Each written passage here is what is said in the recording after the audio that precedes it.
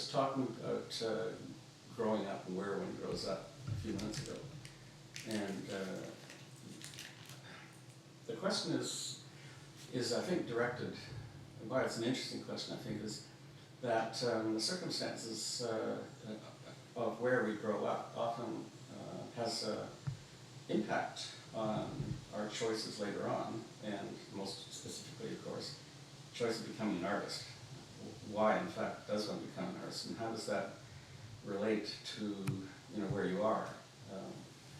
So I remember an artist, American artist, saying that what impelled him towards art, and this is in Painter's Painting, what impelled him to make art was the fact that he one day walked around his small Midwestern town and checked out what was there, and realized at the end of it that what wasn't there was art, at which point he decided to go find some.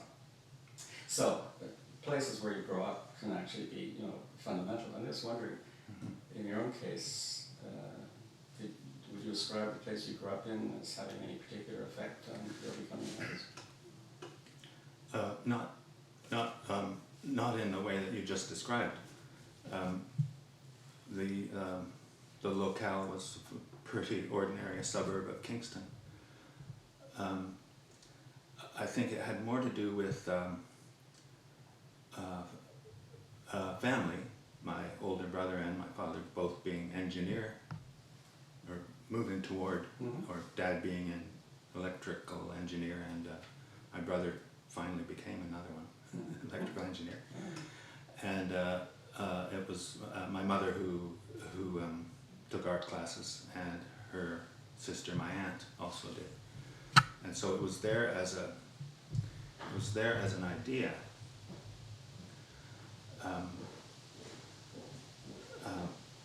But I think being in the male mold, spent a lot of years unsure of where my abilities might lie, or what my direction might be. And I also heard my mother say she gave it up. She gave up painting because it was like trying to be something she wasn't. And so that was an unfortunate perception. I think she didn't want people to picture her with a cigarette holder and a beret, because that would have been pretentious. And I think that's what she felt, that she was being pretentious. So anyway, that lived with me for a while. I did end up teaching with the person who taught her in the night classes. In any case, I floated for a number of years after high school, not feeling a particular pull. But I did realize that people had paid attention to a few things I'd done in posters for the Ugly Ducklings and that sort of thing in high school. And so when Margaret Hoyle, who was studying fashion design in Kingston at St. Lawrence College, convinced me to do 4 drawings and apply to the art school, I did. It was just a response to someone's convincing, and within 3 months I was just absolutely haunted by the situation. These eccentric Englishmen who were looking at the drawings with absolute dedicated interest in terms of why I was moving the pencil that way, or why I chose that subject, and then anyway, that's where it was a happenstance in many ways, but then it was just explosive after the beginning. I'm interested by that question of the beret and the cigarette holder and this notion of pretension that surrounds the idea of being an artist. And of course, we've had a number of instances in which that seemed to be the general thread of conversation around the arts as soon as you step outside the profession itself. And threaded within that, I think, is the interesting problem of to be or to do, and the pretension often surrounds the question of being, but not at all around the question of doing. And artists, they do stuff, whether the public might think of what they are as a thing. And so my next question really is, in your discovery of art as you've been describing it, and since, have you come to any thoughts about what an artist does? I think for me it's probably an idea that's shared by a lot of artists, but I think it is for me, is to sample the environment and then rearrange it in certain ways, which might involve manufacture. It might involve just reorganizing existing things in order to bring out the questions of how things become meaningful. So that's the capsule. Yeah. Yeah, it's well spoken. I just want to throw something at you. Part of our engagement, of course, goes back to Sculpture 67 and the artists of 50 years ago. And I'm kind of curious if in your own trajectory you've thought about that work, the work of the mid-60s, in relationship to your own practice. It's often stated that minimalism and conceptualism, in many respects, formed a revolution in art making. I just wonder to what extent that worked for you. Well, I think that I did become aware of Michael Snow fairly early on, and it took me a while to see what I later realized was a simplicity and a depth in much of his work. So there was definitely, I think, there's a trace of influence in the thinking of people like Michael Snow. But I was not very aware of the show that you're referring to in 1967. But I think that I have been informed by work that has a strong conceptual base through looking back to the 60s and early 70s. Because I remember that one of the first pieces of yours that I saw when I was at NASCAD 1,000 years ago had an extraordinary grace about it, a kind of beautiful simplicity. You talk about simplicity and depth in Michael Snow, and I still remember that work.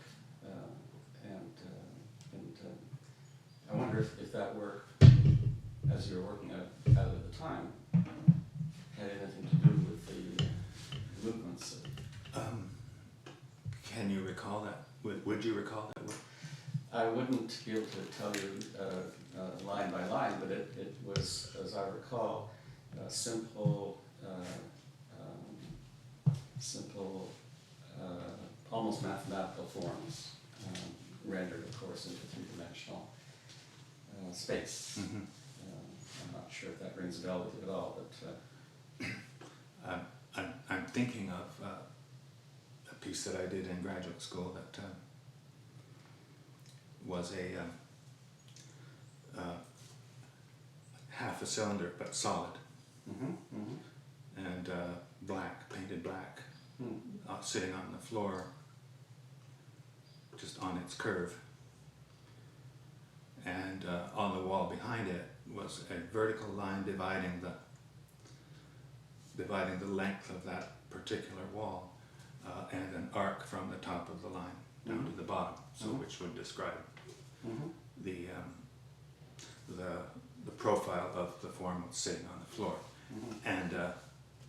And so, as a few good friends and associates have pointed out, I spent a lot of time pointing out that this is like this. Oh, yeah. This is like this, but in ways that you need to explore by being there.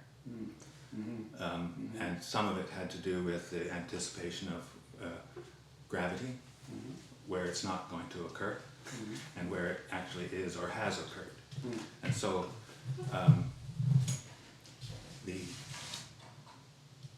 it was the experience of the relationship between drawing and objects, and often then again photographs and objects, sometimes manufactured, sometimes found.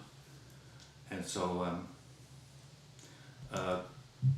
drawing conceptual lines between things just became a practice, or in some cases the disruption of expectations within a system that also used either drawing and object, or in the case of something that's on the computer here, a game that privileges the image in order that people can learn the language. And I think this is a bit further along in my thinking and my style of working. But this game would enable someone, if they put together the three parts of a cloud that were in strips, in a box of random things, animals, houses, ships, that the fragments of the word would be CL on one strip of cloud, and OU on another strip, D on another, and I just played with those and made other words, and then disrupted, of course, the play of images. And so sort of, I guess that was a very sort of tabletop intervention. Nice. Yeah. Yeah, you mentioned the piece that currently is on the computer here, which will be showing, of course, an image. But is there anything in particular beyond those points that you want to make with respect to that work, or? That particular work? No, I guess the structure of the word became the structure of the word, the typographical elements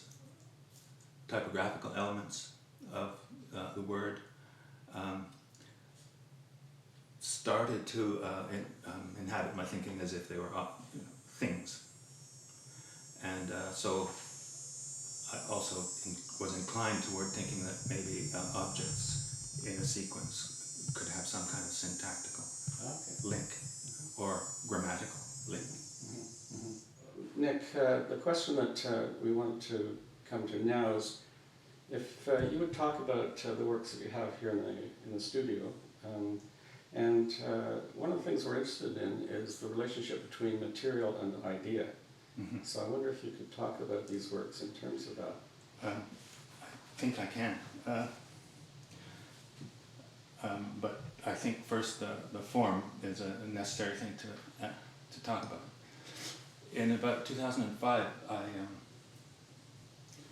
started working with a camera obscura in my backyard. I built a 10 by 10 by 10 foot cube with a hole in it, and spent some time sitting in there thinking about what was happening between the outside, the rest of the backyard, and what I was seeing in this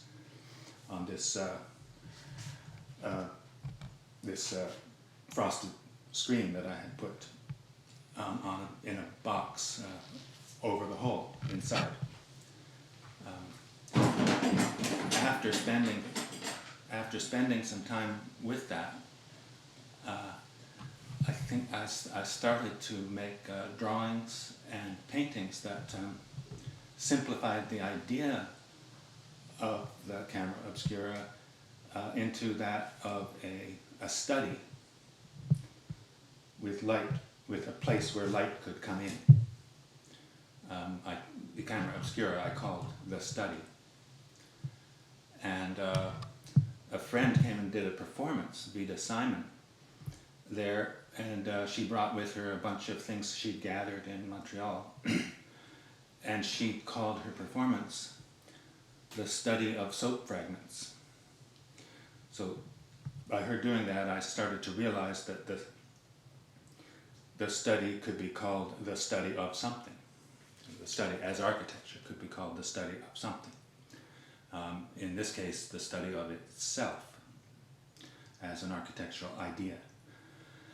So the paintings started out as a very, very reduced and simplified form on MDF or on hardboard, such as this painting that's behind you, Ian.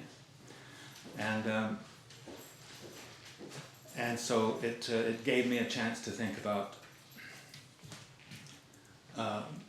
material presence and a place where one might sit and think or sit and read.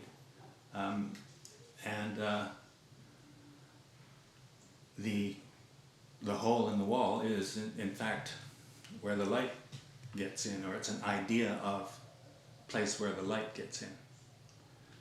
And so I found the idea of the MDF as a thing which bore so many sensory possibilities, that is, had to do with sight, had to do with structure, and containment, and the difference between inside and outside, that it started to fascinate me, and just as a material which could imply many things, and as a material which had a really, really quite, for me, quite powerful color when juxtaposed properly with other colors. And after doing about 20 paintings based on this idea of the study, and I called this one the study of, what did I call this one?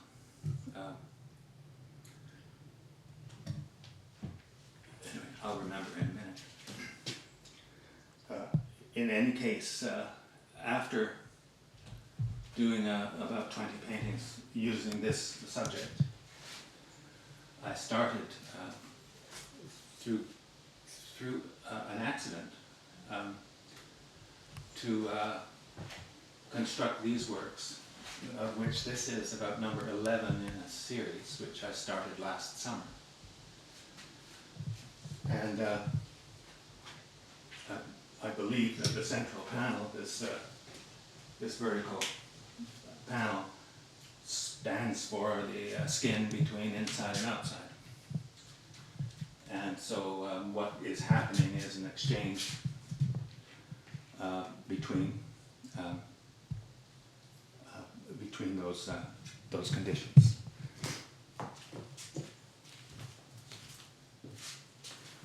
Anyway, this being the 11th piece in the series, is an exchange between this structure with the vertical and horizontal members, and then these kind of more randomly placed, well, let's say, controlled randomness. So there's an exchange between an image that relates very much to this structure and the structure itself through holes where light is coming both ways. So light from the right-hand side, the image side, falls on the left-hand side through the holes, and similarly, light from the left-hand side falls on the right-hand side in through the holes. This piece is called Als das Kind Kind war, which is a line from a well-known movie called Wings of Desire. And the translation is when the child was a child. And then the English part of the title is Houses with No Measure. And so it refers to a time when moving through space has nothing to do with their measure, but with what they can offer the subconscious in a growing psyche. And so that the random order is really implying the kind of fluidity that space has for a child. The relationship between material and idea, I think, is so linked in these works.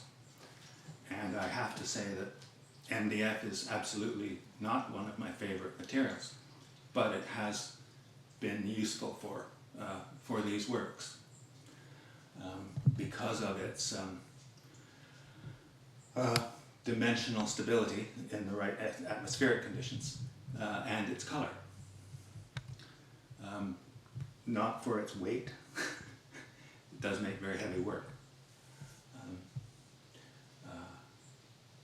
In any case, I think the idea in this case is absolutely one with the material. Nick,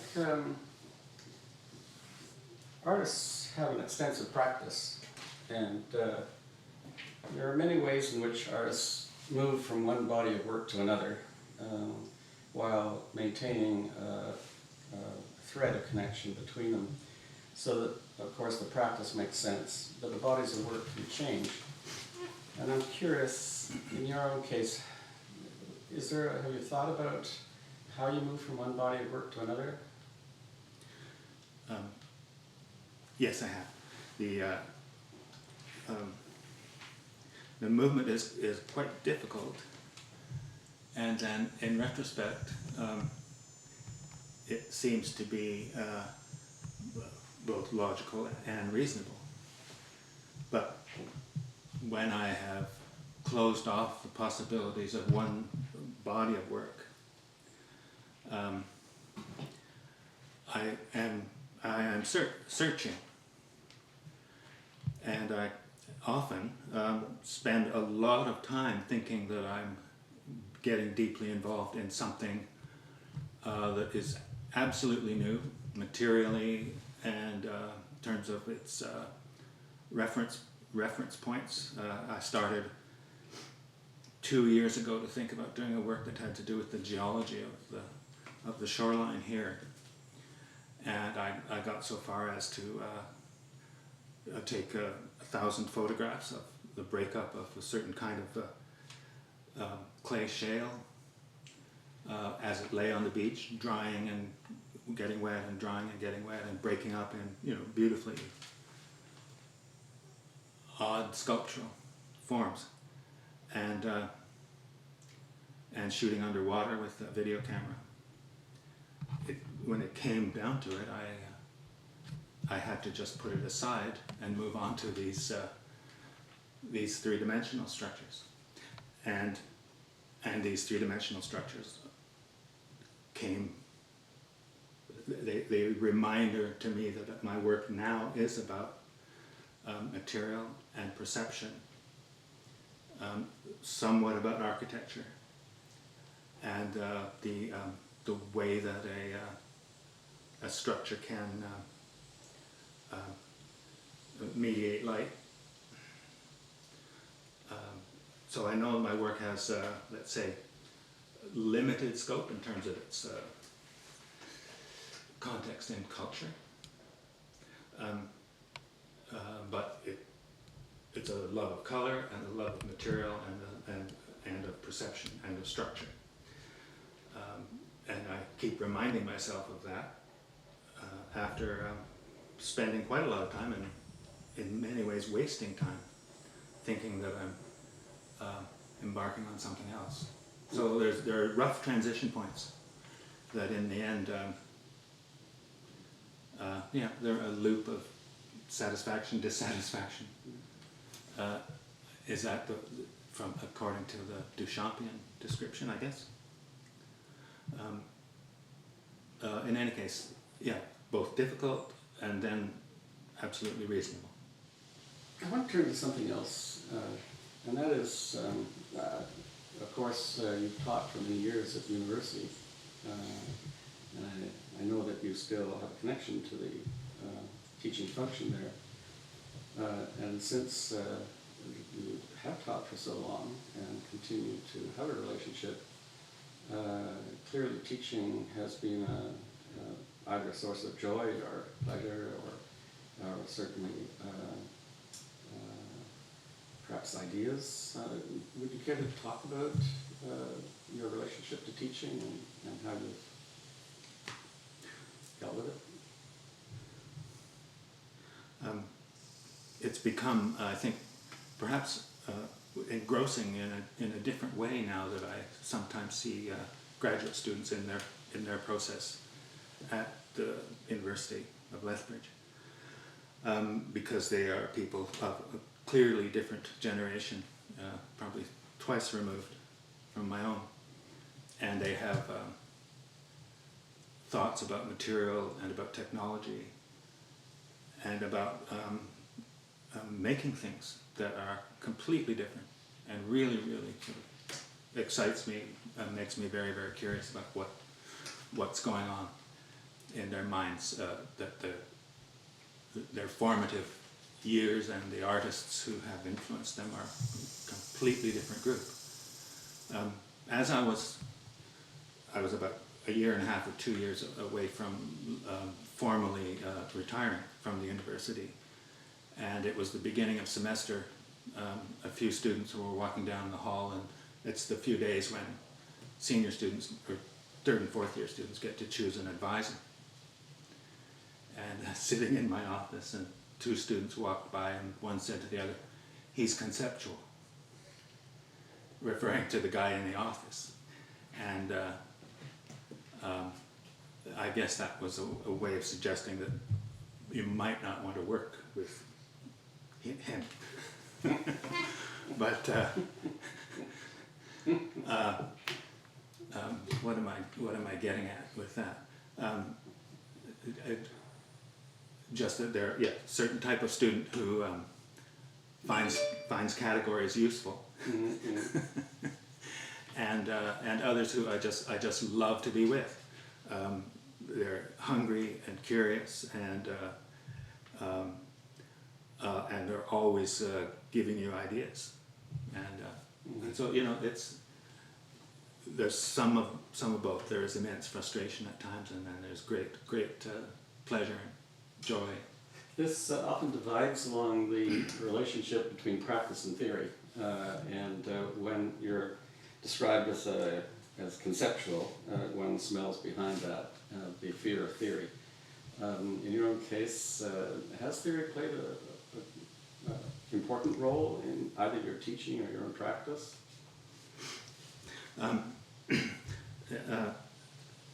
Not central, but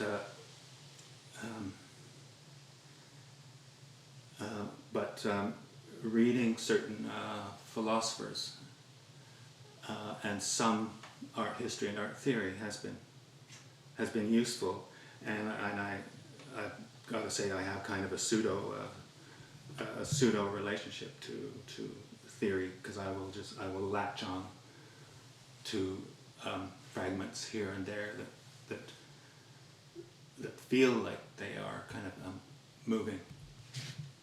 moving through my work, or that they could be, but they aren't. Theory is not a driving force. The writers who I read I guess with greater interest are, let's say, most recently Ursula Le Guin, Clive Dilnot. He wrote a beautiful essay about, I think it was called "What If Anything Is a Thing," and it had to do with a major exhibition in New York in 1994. And he talks about people like Elaine Scarry, who are also really, really fascinating writers. So whether they are art theory, I'm not sure, but they all have to do with making things and the history of making things and the history of contemplating things, and that's where I get my greatest rush.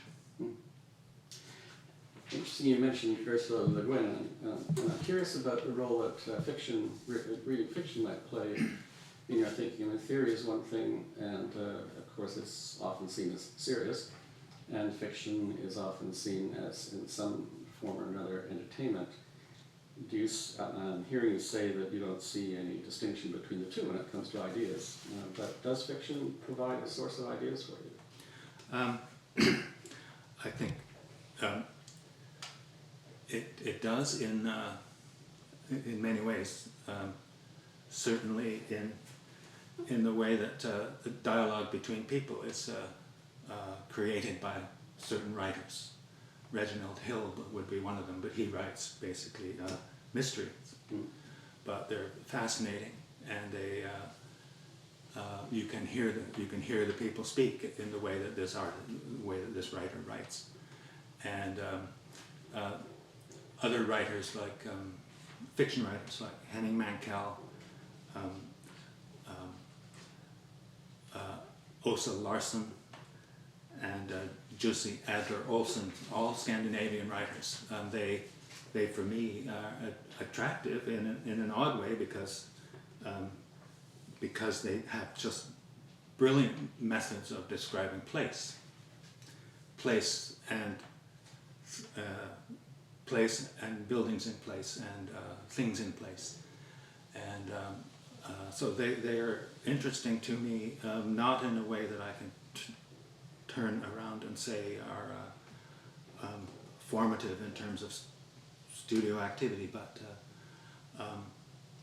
in a sense knowing that you're not alone, which is always that. Yeah. Well, on the question of being not alone, there's the art system, and the art system is odd insofar as on one side it's a community, whose dimensions we often have a vague sense of, but on the other side one can feel extraordinarily lonely in that system because of its very often its centralities and its disregard for whatever is not at that particular moment important to the art system. The art system, how do you feel about how the art system operates, whether it's today or whether it's in the years that you've practiced? I think I've always been a bit neurotic about it. Always ready to sort of go on a meet and greet if somebody says you should do this, but very seldom willing to sort of initiate it myself. Yes, it is probably something that every artist has felt. That there is a movement or movements that are engaging people in a way that's leaving you out of it. And I think that everyone just has to be ready to deal with those periods. And if you know, in a sense, if you know what you're doing, and are enthusiastic about what you're doing, that will carry you. But yes, I guess I'm saying that I have some ambivalence about the art world in terms of my professional relationship to it. But I am, as I say, with younger students, always interested to see and to try to make some sense of what kind of contexts they're trying to address,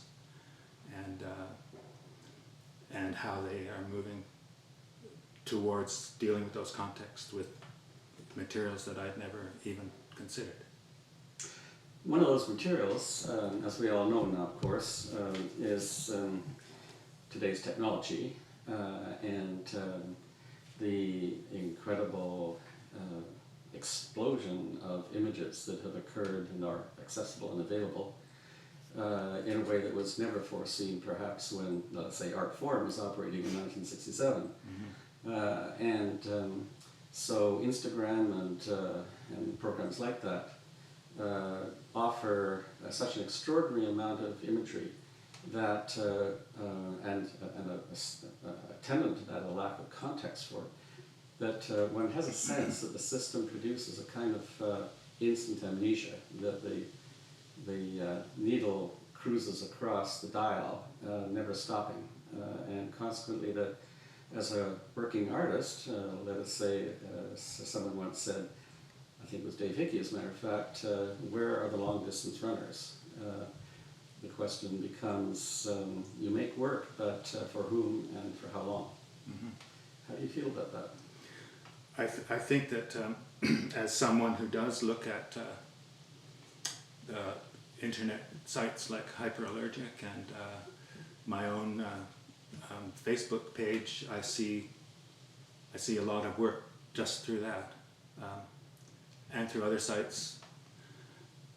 And I know that it's probably changing the way I'm thinking and changes the way that many people are thinking. But I don't know that we have the surest signs of what that might mean in the long term. Mm-hmm. Mm-hmm. But it's still it still is a it doesn't kill curiosity to have that availability. Maybe the question here is in this fast-paced world that we actually live in, and the sense that one has to keep up with it. There's I guess a reaction that one can have that devolves down into actually a sense of kind of sense of comedy. Let's call it comedy. That it seems that we're all actors on a stage being hustled along at great speed, and the reaction to that can surely only be comedic. What part do you think humor or comedy has played in your attitude towards your work, Nick, and perhaps even within the work itself? I think I'm an active imagination, and as much as I can subscribe to the machinations of my thinking in relation to material, in terms of the idea that the big dot on the painting is an allusion to where the light gets in.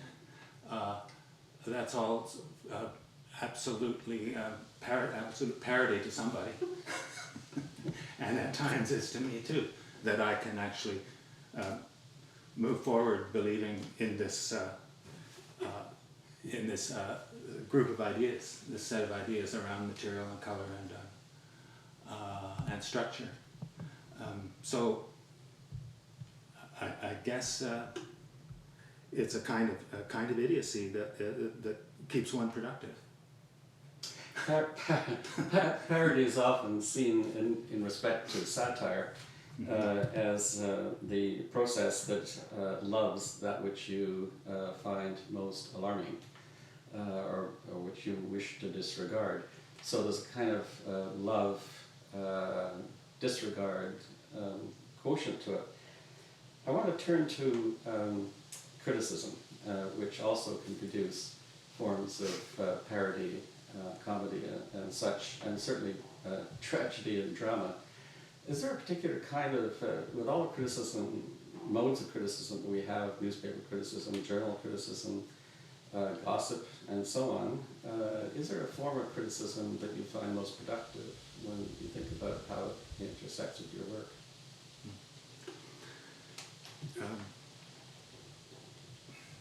Robert Enright once sat on one of my sculptures, knocked it over. He thought it was a bench. I guess that wasn't criticism. It's certainly a form of criticism. Performative criticism. Performative criticism. Yes. Yeah. In any case, I can say that I have a few friends and colleagues who have been really instrumental in coming to my workplace and pointing at something and saying something about it that is both surprising and reassuring about